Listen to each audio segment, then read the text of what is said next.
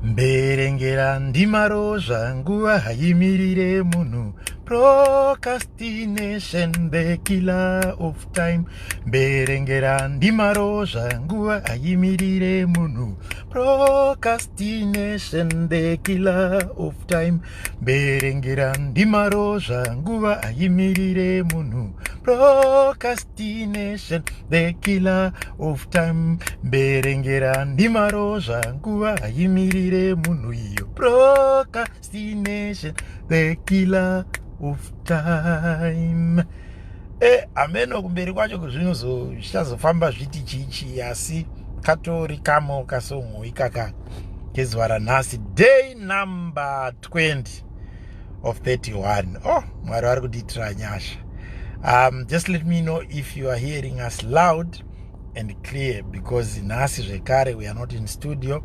I'm somewhere out here, and as you can see, patoro pane dzimwe ndima, but kana nguva dzakwana we will just do the work that God has said we must do, and this is what we are doing. This is day number 20, and like I usually say, if you have missed any of the session number 1, you can go to this Facebook page, Irori Pakanzi Apostle TT Chivaviro on Facebook, and then you can be able to pick up the rest of the programs that we had. Or you can go onto our YouTube channel, APM TV, and then you can pick up all the sessions because all have been loaded there. Or you can come to our WhatsApp platforms. The number is there already on the topic of the day. You will in South Africa. Unogona kuenda ipapo wo edwa kuma WhatsApp prayer groups edu atinoisa prayer and music, and then you can be able to connect. I'll share the number at the end of the session as usual, and so you'll be able to connect and pick up my audio ema session iwaya atikuita zvekare, so that you can be able to listen, store, share, whatever that you want to do. It's 31 days, the month of prayer and deliverance. We are speaking prayer, we are speaking deliverance. Remember, tomorrow, which is day number 21, it will be another prayer and intercession day. But for today, we continue with our lessons, just knowing kudzidza kubata kunoita Satan pa upenyu hwedu, kubata kunoita mademoni pa life yedu. Because when you speak deliverance, like we said from day number 1, when you are speaking deliverance, tichitaura kusunungurwa kwevanhu pamweya inobata pa upenyu. Saka nhasi tine subtopic inoti procrastination, kana kuti kuverengera. Manzwa ndichitanga patatangira kambo kandanga ndichiti mberengera ndimarozha, itori tsumo pachishona yandanga ndichimba iyoyi. Mberengera ndimarozha, kureva kuti ukaverengera zvinhu unogona kutadza, unoita kunge munhu atorerwa, abvutirwa zvinhu zvaanga achifana kuwana, just because you procrastinated or just because wakaverengera. Wow, my God, we want to thank God for all those who are coming through. I will not read your names, but I can see you and I can see your comments today. This kind of setup allows me to see you and to see your comments. Please share with others as well. Share with others as well. If you can, just take somebody or just share in a group or on a page where you are. Kuti vanhu vakwanise kungobatsirikawo. Handizive, tinogona kuwana 1 or 2 people vanogona kubatsirwa nekuda kwevhangeri iyo yatiri kushare mazuva ano. Tiri kuona matestimony ari kuuya, Mwari vachingotiitira zvakanaka. Now that everybody is hearing us loud and clear, I saw people from Harare, Cape Town, Johannesburg. I also saw Texas, Dallas. Hanzi taurai tsumo zvekare. Mberengera ndimarozha. Vamva vanoidzidza kuti inoti kudii. Ndaona ana gogo matikiti varipo. Ndovaika vanangotaura nezita. My God, may God bless us. I saw UK, I saw Blawayo, I'm seeing Dubai, I'm seeing vakawanda. Thank God, Australia is now here. Mozambique is here. Now that Mozambique and Botswana are here, we can proceed. We are going to turn to our scriptures as usual. Our main key, I'm going to give you a number of scriptures today, but our main scripture is taken from the book. We're going to use 1 Corinthians chapter number 14 verse number 40. The letter of Paul to the Corinthians chapter number 14 verse number 40. Those who share the scriptures, please nyorai pama comments ipapapa, nyorai scripture kuitira kuti vanenge vauya later vagoza vataverenga papi. 1 Corinthians chapter number 14 verse number 40. But everything should be done in a fitting and orderly way. But everything should be done in a fitting and orderly way. Toda kuti ibatsirwe neimwe scripture zvekare, Ecclesiastes chapter number 11 verse number 4. Ecclesiastes chapter number 11 verse number 4. Whoever watches the wind will not plant. Whoever looks at the clouds will not reap. Whoever watches the wind will not plant. Whoever looks at the clouds will not reap. All right. Let's put another one. Dzimwe dzinozouya later kuti tiwane pekutangira nawo yedu nhasi yeprocrastination. Ndoda kuti tiise zvekare John chapter number 9 verse number 4. I remember a song yakaimwa naMai Charamba on this particular scripture. John chapter number 9 verse number 4. As long as it is day, we must do the works of him who sent me. Night is coming when no one can work. As long as it is day, we must do the works. It is coming.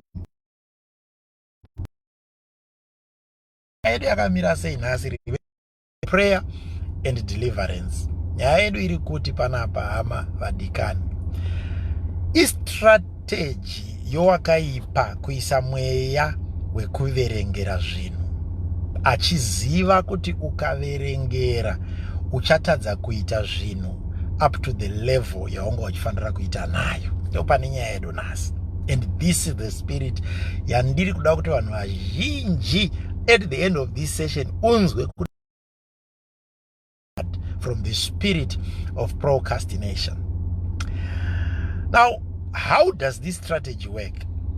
Chinoitika ndechekuti kune chinhu chaunogona kungoti ndichazochita mangwana, icho ndichazochita mangwana, ichi ndozochita mangwana, ichi ndozochita mangwana. Ndati mberengera ndimarozva, mberengera ndimarozva. And then nechirungu zvekare vanobva vati procrastination is the killer of time. Now, what happens is mumweya mako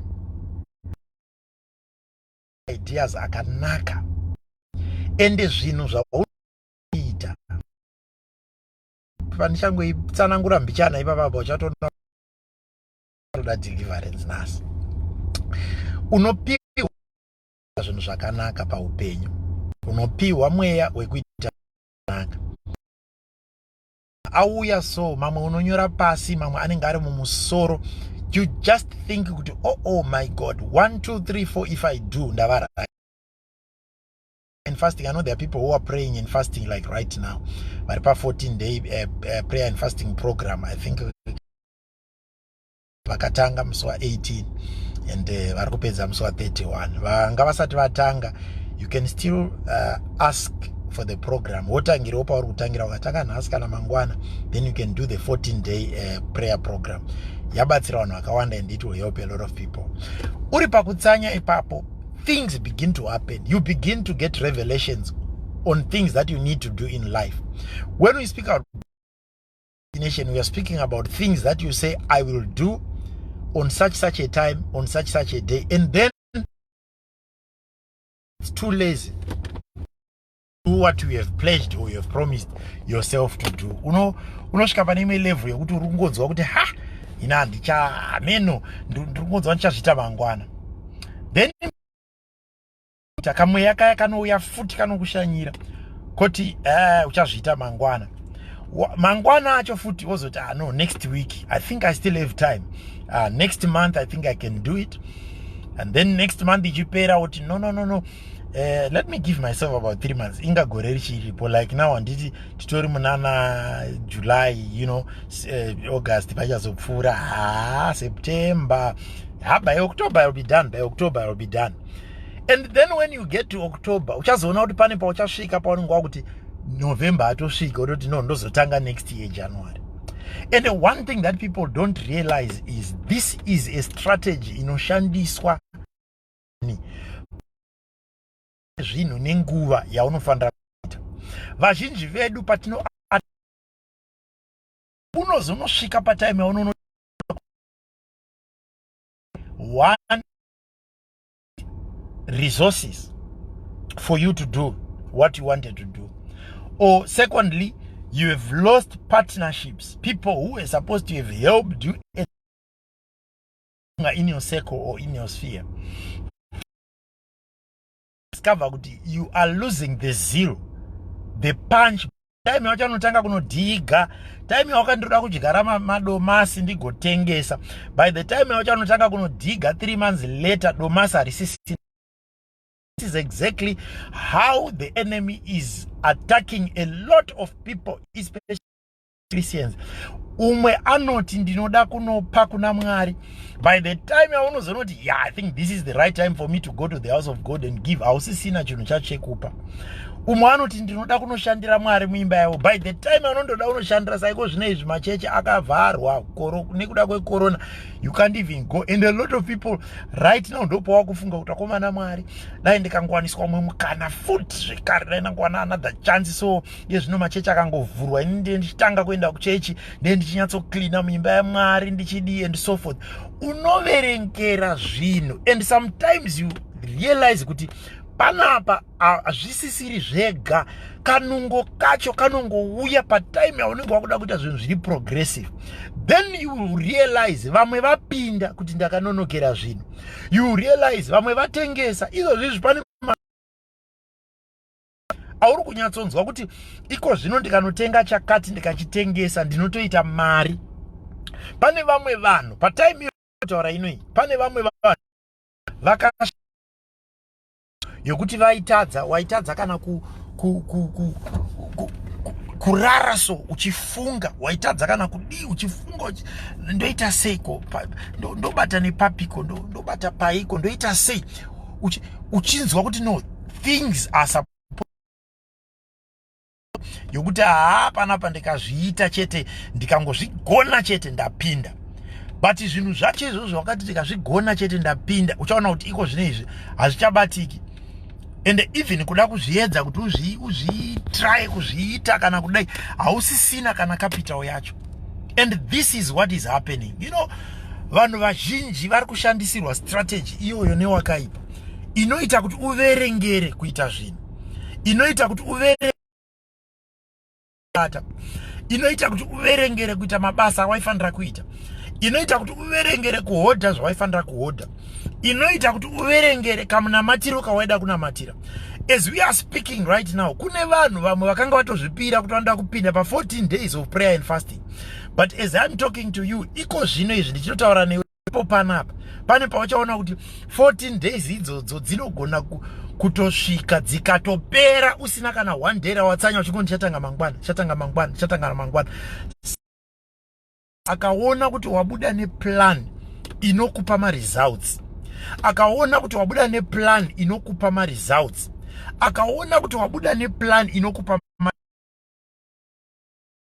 akaona kuti wabuda neplan inokupa ma-results, ndo paanotanga kukuitira zvimwe zvinhu zvokuti wega mubhodhi yako unenge uchinzwa kuti ndinogona kuzozviita next time, ndinogona kuzozviita next week, ndinogona kuzozviita next month, ndinogona kuzozviita next year, kusvika zvinhu izvozvo neseason yazvo zvapfuvura.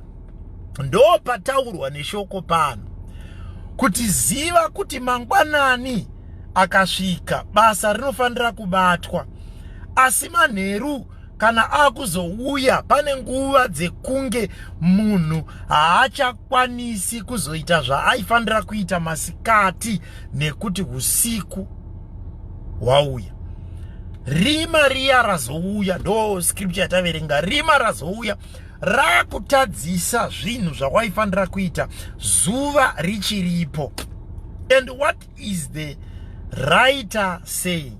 The writer is saying, patime yakafanana nayo ino, pawanga uchifanira kunge wakazviita, chiri kunzi chiedza. Chiedza is availability of energy. Chiedza is availability of time, availability of resources. Chiedza is availability even of manpower. Chiedza means zvakajeka, but paunonosvika patime yekunge zvakuda kunoitwa, unonzwa dzimwe nungo dzausati wambonzwa, unonzwa kupera simba kwausati wamboita, unonzwa kushaya ameno shungu kwaunga usati wamboita. Zvese zvaunga uchifunga kuti ndoda kuzobata netime yakati chandaida kuti zoita nenguva yakati, zvese izvo zvokopera. Ungoida kubatsira umwe munhu, pamwe ungoida kuitira mubereki wako chimwe chinhu chakanaka, pamwe unga uchida kuitira vana vako zvimwe zvinhu zvakanaka, unga uchida kuitira murume wako zvimwe zvinhu, unongonzwa at a certain time kuti no, pandasvika panapa ameno zvazvakungoita, rega ndizozviita mangwana, rega ndizozviita next week, rega ndizozviita. Wazoona kuti by the time yaunozoda kunotanga kuita maapplication ako, zvato time haichakutenderi kuti mapepa iwa yaprocesswa. The time yaunga uchida kunoisa tovharwa kudhara, vanhu havachagone kugamuchirwa. Time yaunga uchida kuisa application yako panozoti ndakuda kugadzira mapepa angu ndisubmitiwo zvakaita vamwe vatopfuura kudhara stage yekuti zvinhu zvinotangwa. By the time yawakuda kunozonoisa capital, wonzwa kuti vakatounganidza mari yavo eraundi yakatofamba munhu wokuti.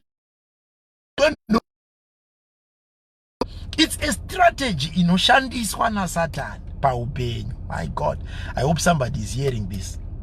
I hope somebody is hearing this. I hope somebody is hearing this. Satan unozvigona zvekuti pawanga wakuda kunosangana nebreakthrough yako, mweya wekuverengera, pawanga wakuda kunosangana nebreakthrough yako,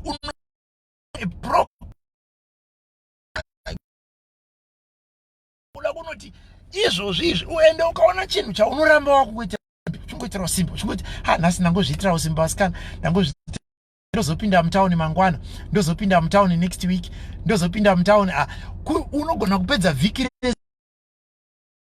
zvacho hazvichatobatiki, price yatokwira kangani kawakati pawaifanira kunoita chinhu chaikupa breakthrough, price yozokwira 2 days after.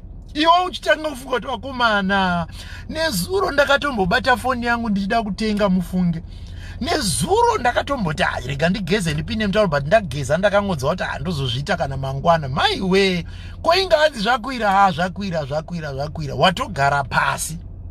Oh my God, dai Mwari vatitira zvakanaka. Don't worry about the picture quality as long as you can hear what I'm saying, because probably there could be network challenges where I am at the moment.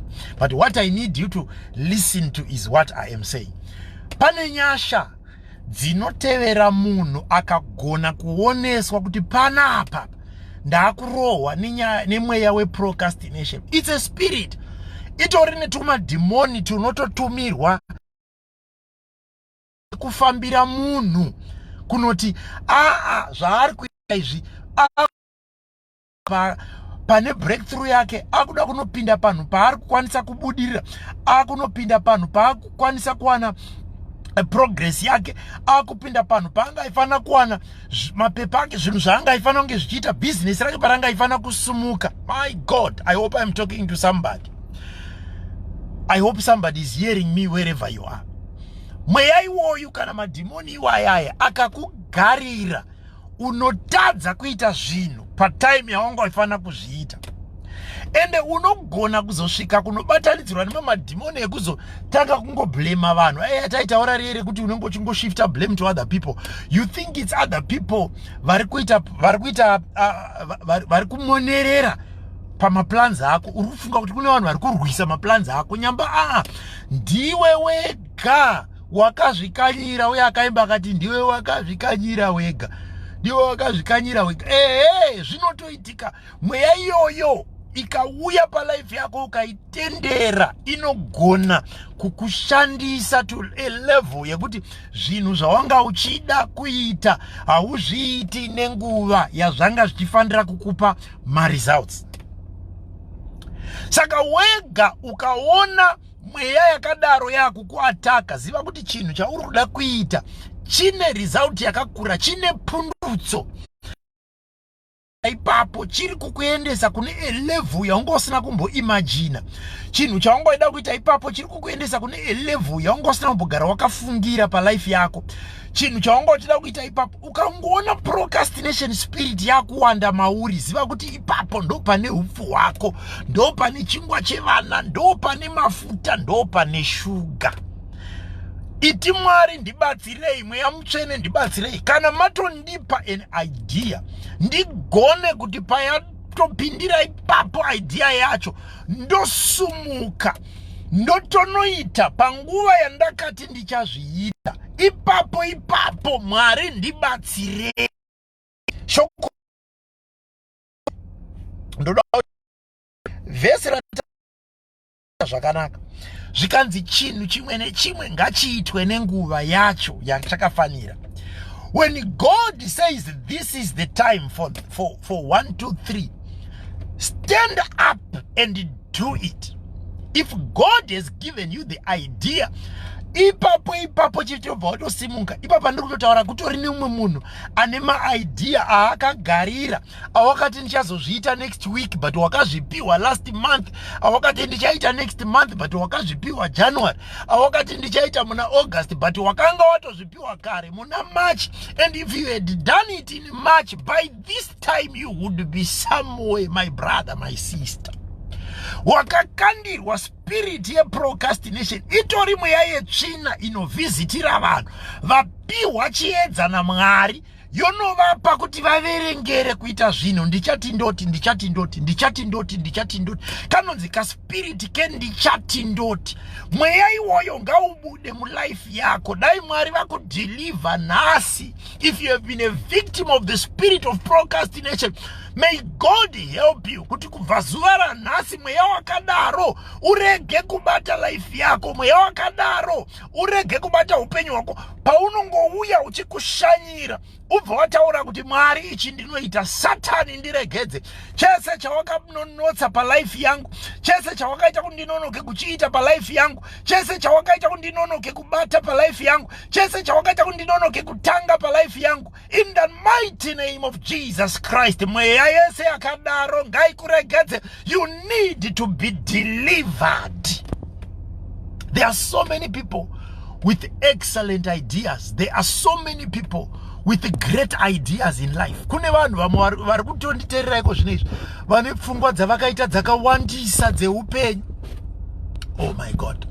Kune vanhu vane pfungwa dzavakaita dzakawandisa dzakanyanyisa dzeupenyu, dzekubudirira, so dzeprogress, dzawainyatsoona kuti vakomana dai ndakadziita. If you take stock right now, uchaona kuti pane zvinhu zvawakatoita even corona isati yauya. And dai wakazviita corona isati yauya, by now ungade wa at a certain level.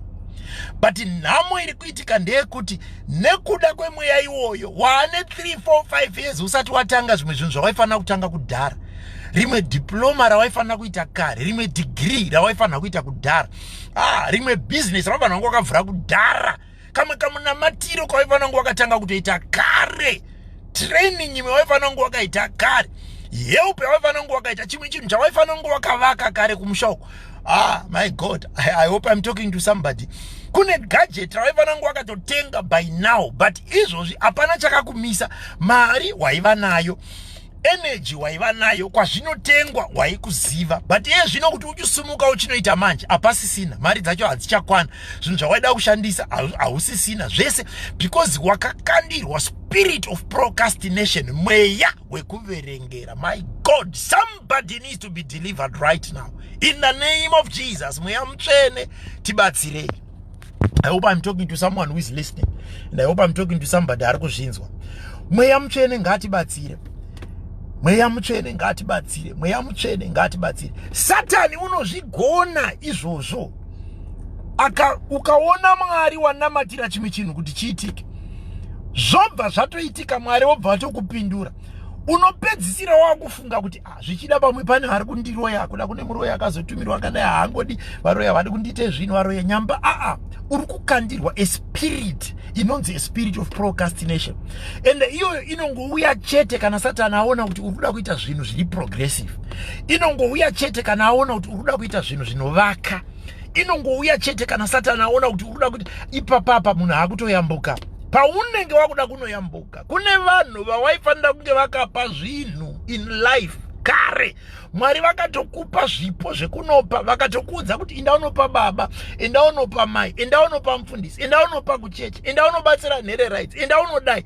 Up to now hausati wazviita. And the one thing that you don't know is the day raunongonoenda kunozviita ndo day raunosangana nebreakthrough yako. Day raunozvitanga ndo day rine breakthrough yako. Izvozvi mumwe anongodzwa kuverengera passport hauna, but akaudzwa kare kuti breakthrough yake haisi munyika yaari, iri munyika imwe.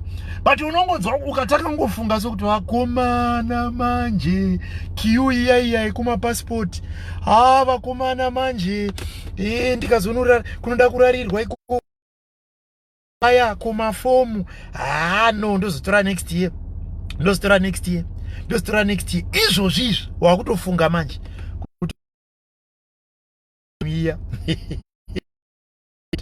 Mberengera ndimarozha. Oh Jesus, I hope somebody is listening to what I'm saying. I want to show you one text. One text yandoda kuti ndikutaridze panapa. My God. All right, look, titange nekuna Proverbs chapter number 10 verse number 4. Proverbs chapter number 10 verse number 4. Lazy hands make for poverty, but diligent hands bring wealth. Nasa hatisi kutaura nyaya dimondre usimbe. But pane chandaverengera verse iri. Lazy hands make for poverty, but diligent hands bring wealth. Kana spirit procrastination yakubata, inokukandira element ye laziness in you. Mweya wokunzwa usimbe. Ndosaka uchiti ndakangozvinetera. Kanganika wakanzwa vanhu vachitaura kuti ndakangozvinetera, ndakangozvishaira simba, ndakangozvinzwira usimbe. Andoroza kuti statement inotaurwa vanhu vazhinji. Munobvunza kuti kweiwewe plan yakanga uinayo yekuti waida kutanga crash up, ndakangozvinetera, ndakangozvinzwira usimbe. Ichocho chiri kunzi ndakangozvinzwira usimbe ndo chinhu chinodrive munhu towards poverty. Satani anoziva kuti ndoda kuita chinhu, akuda kuita chinhu chinomubatsira. Wakuda kutora passport inomuburitsa, inomuyambutsa pazvinhu. Wakuda kuapply madocuments anoita kuti zviite. Unoziva, ndiri kuSouth Africa uku rimwe gore, pane time yakanzi paakupiwa anonzi exemption permit, ainzi ZSP. Handichazoti pekutanga yakatanga ichinzi chii. Permit aipiwa vanhu, akangonzi vanhu vakungopiwa zvezvekuti alright, maZimbabwe ndakukupa a special permit, exemption permit yemaZimbabwe esa asiri documented ari muno, mhanya nechichichi ungotora ungodai. So do you know kuti kune vanhu up to now vari kubata basa ro muSouth Africa vakavaka dzimba vakadi after vapuwa mapemit iwayo. But I can tell you there are so many people vakazviitira usimbe. So ngoti nema izvozvi shoko rinotanga kufamba. Unoziva pakangoita procrastination unotanga kungonzwa ma-excuses. So ndo chinhu chaunotanga kupiwa. Panouya tuvatumwa tunenge tuchikupa ma-excuses.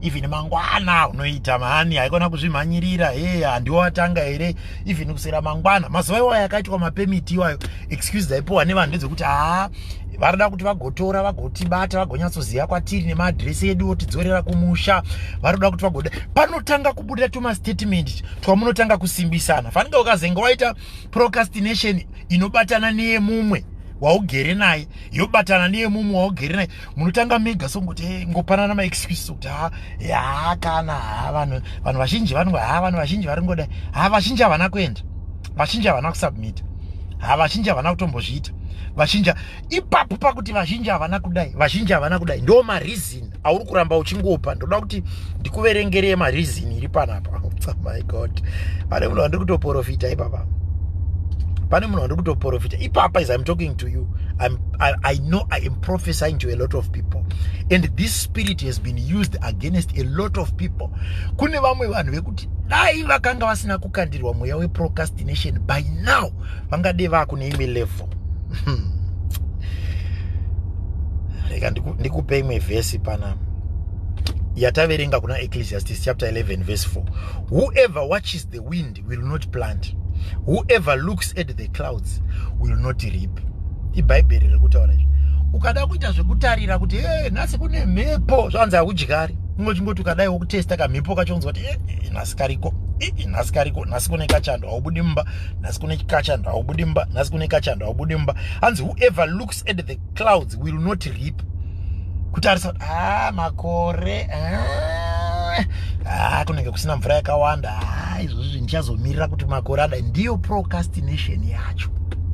Satani kana akukukandira anenge achinokukandira mweya wekuti unotarisa maconditions ekunze ugoti nhasi handibudi, kuri kutonhora ndozoenda kwakudziya, kuri kupisa ndozoenda kwakutonhorera, kuri kudai. Unokandirwa tuma flimsy excuses, and kuti tunozara mupfungwa zvokuti you convince yourself, you become your own prosecutor, your own judge, your own whoever advocate. Wozvimiririra, wozvireverera, wozvipindurira, wozvifadza, wozvipedzera wega pauri ipapo, wotogadzirisa nyaya yako, wotozvidza kuti inini kana ndiri seni, no, ndichazozviita, ndichazoti ndoti. Iyoyo yekuti ndichazoti ndoti, it's a spirit, and that spirit when it comes upon you iri kukukanganisa progress yezvinhu zvakawanda. Ufunga kuti Mwari havana kukupindura, nyamba Mwari vakakupindura, Satani akakukandira spirit yeprocrastination.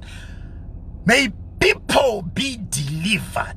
May people, ipapa ndatopedza yanhasi ndoyega, hapana chimwe chatinoda kuti unamatire nhasi. Namatira kuti Mwari ndibatsirei, ndibvise mweya wekuverengera. Panouya mweya wekuverengera upon my life, ndipei simba rekukunda, ndigone kuiona kuti vakomana Mwari zvandakuitiswa panapa ndinzwe rimwe simba rinondiita kuti pandinotsvetuka panapa, chinhu chikangouya ndasvetuka, chikauya ndajamba, chikauya ndakutoita, pfungwa dzikatouya ndakutomhanya. Zviri nani vanhu vati une bvepfe, une speed, but zvinhu zvako zvichitobuda.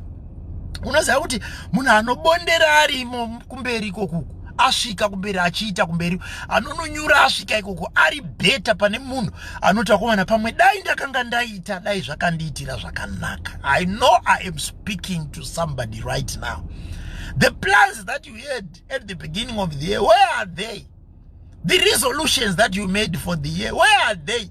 Uri kuona here kuti wakutozotakura maresolution a2020 wakuda kunomaisa kuna 2021, ende wakazviita futi muna 2019, 2018 ndo zvawakaita futi. Hauna kutanga stand yacho wakaitenga, usati watanga kuchera kana nanhasi kana chidhina achisati chaapo, hapana kana chinhu. My God, I know I am prophesying upon somebody. Kati gore rino ndonoroora, handikabatanidza urai ndozozviita muna no, time iri kutofamba. Procrastination is the killer of time. Pauri kutodaro ipapo uri kutouraya maplans ako. Anofanira kunge achifamba netimeline. By now ungade wapa neimwe stage, but izvozvi hausati. Vamwe vakatotanga kuita degree racho vakatopedza izvo vari kugraduate kuda, iwe hausati. Kubva pawakangoti ndichatanga ndonoverengawo nevamwe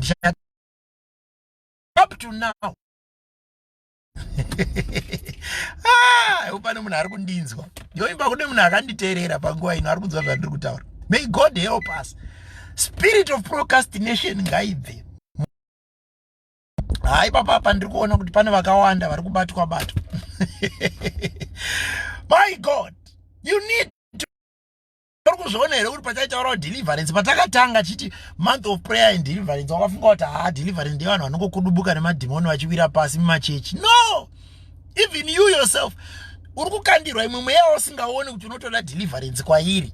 Iyoyo mweya wekuverengera unawo, mweya wekuverengera unawo, uri kutoda kutodeliviwa, uri kutoda deliverance iwewe. Hatisi dzese deliverance like I said dzekuti munhu kana akunamatira anoumburuka. Kune dzimwe dzekuti zvinongoitika ipapo uri kutonzwa vhangeri wototaura kuti nhasi, kubva nhasi inini ndiri kutosumuka, kubva nhasi ndiri kutonoita, kubva andakati ndichaita this month ndoda kutochimhanyisa kubata zvakanaka. Unofana kutotanga chimwe chinhu this week.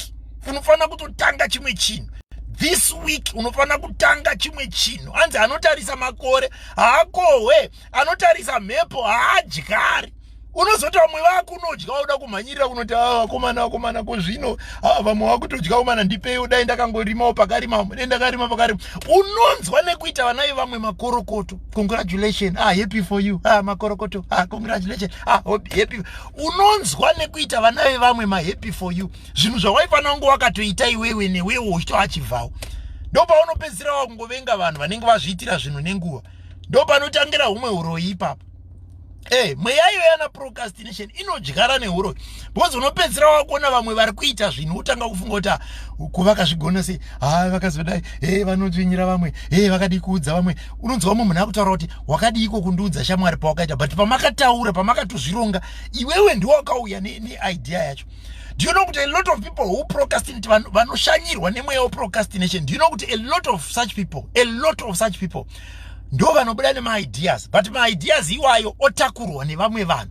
Vamwe vanhu vomashandisa, vobuda neprogress, obuda nemaresults. Iwe wakangogara uchingogarira kungoti ndini ndakazvitanga ka, ndini ndakatomudza. Uri kumuona zvaasimuka ipapa dhigiri rakati ndini ndakatomudza kuti enda unoita rakati nini ndakati ndakatoriitawo, but ndakangoverengera kudai, but handichazozviita.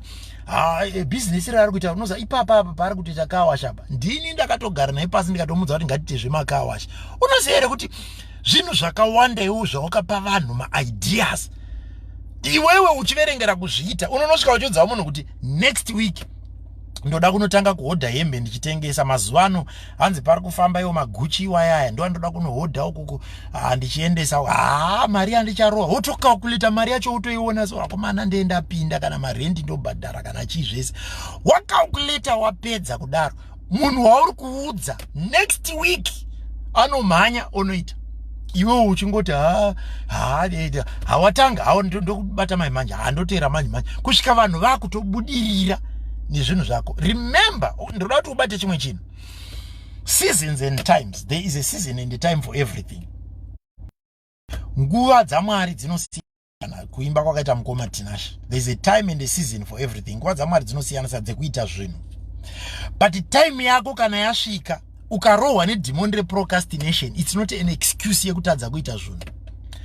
Vanhu vanoronga zvinhu, vanhu vanozotanga kuverengera zvinhu, so unotonyatsoona kuti pekupedzira yakanga iri season yake, yakanga iri time yake. Season yako yauya yapera, season yako yatanga yapera, season yako yazopfuura, ndo paunozotanga kunoona kuti dai ndakanga ndangozvitangira pakati. And to see that it was a spirit yaikuataka, ukatarisa uchaona kuti paunozonozvitanga, vamwe vanozozvitanga vanozoitirwa nyasha wototanga kutozviita, but paunotanga kuzviita uzoona kuti mai we ndakanonoka, by now ndingade ndaapapi, by now ndingade ndaapa level ipi. Wakakandirwa madhimoni eprocrastination. Akuti Mwari vatibatsire. There's something that I want you to see. Ndoda kuverenga one more verse and we go. Nhasi ndatopedza so.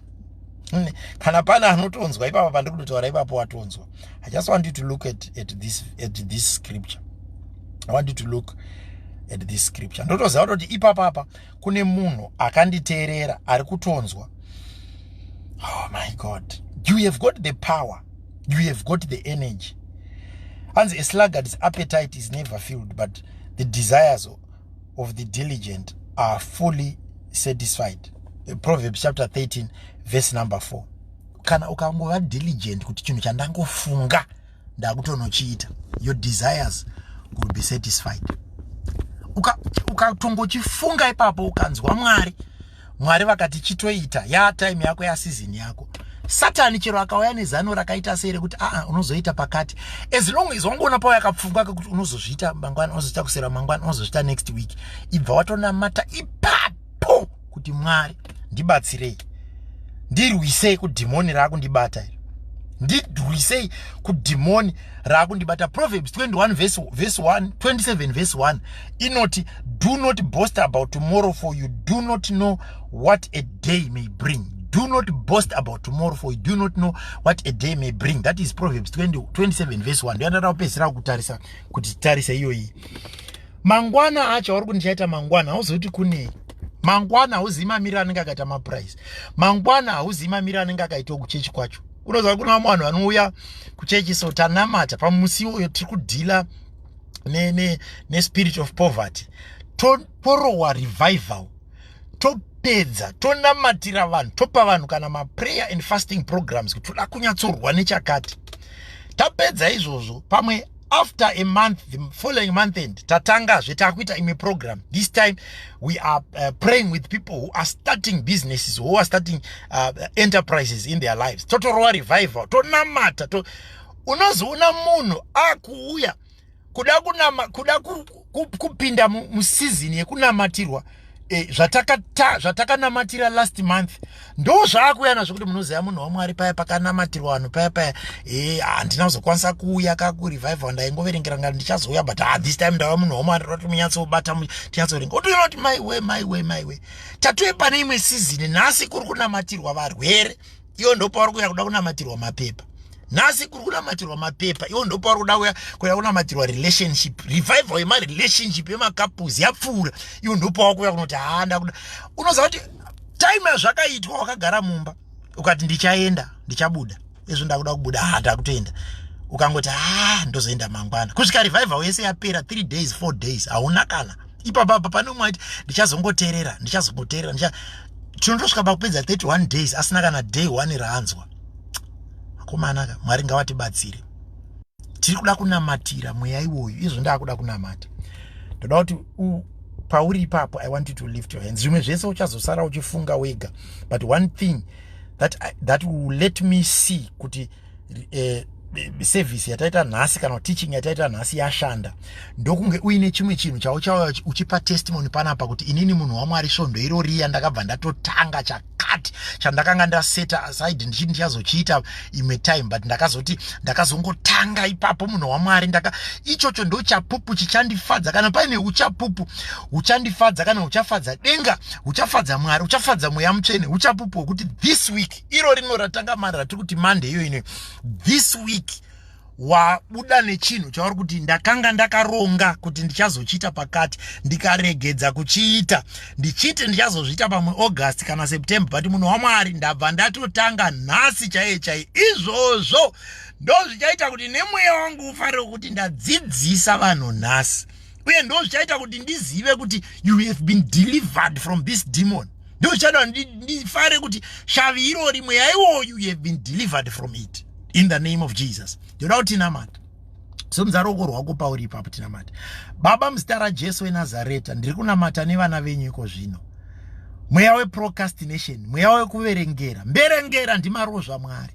Itai kuti vanhu vese vakarozva pfuma yavo, vakarozva maplans avo, vakarozva zvinhu zvavakanga vachifana kuita nekuda kwekuverengera, vadzikinurwe nekuda kwesession inoi. Deliver somebody. Ngapawanikwe kana mumwe chete Mwari anosunungurwa nekuda kwesession yataita nhasi, anodzikinurwa nekuda kwesession yataita nhasi. Baba vekudenga, nyasha dzenyu dzakatiringana, nyasha dzenyu dzakatifanira. Itai kuti mumwe munhu akanditeerera iko zvino chinhu chaakanga achiverengera kuita, mupei the zeal again, mupei the power again, mupei the eagerness again yekugona kunzwa kuti ndakuda kunochiita nezita raJesu weNazareta. Deliver somebody right now from the spirit of procrastination. Mweya wekuverengera ngautame iko zvino, ngaubude iko zvino muno umwe munhu muzita raJesu weNazareta. Maita Mwari, ndinotenda kuti zvatatonamata kudai pane chatoitika kuna umwe munhu. In the name of Jesus I pray. Amen. Ndoda kutenda Mwari, ndatopedza.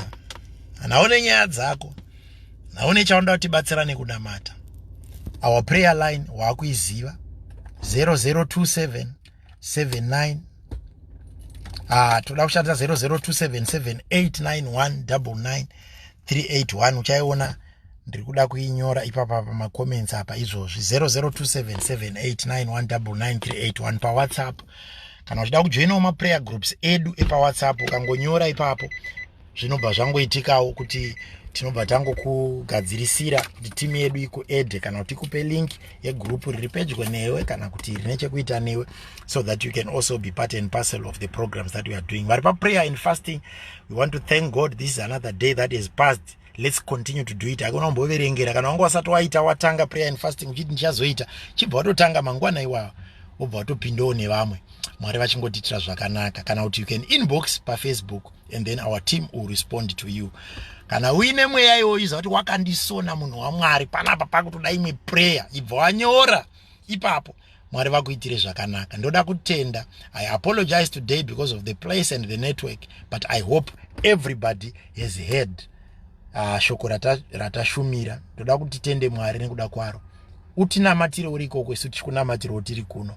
31 days. Tomorrow we meet on day number 21, which is a prayer day. May God bless you.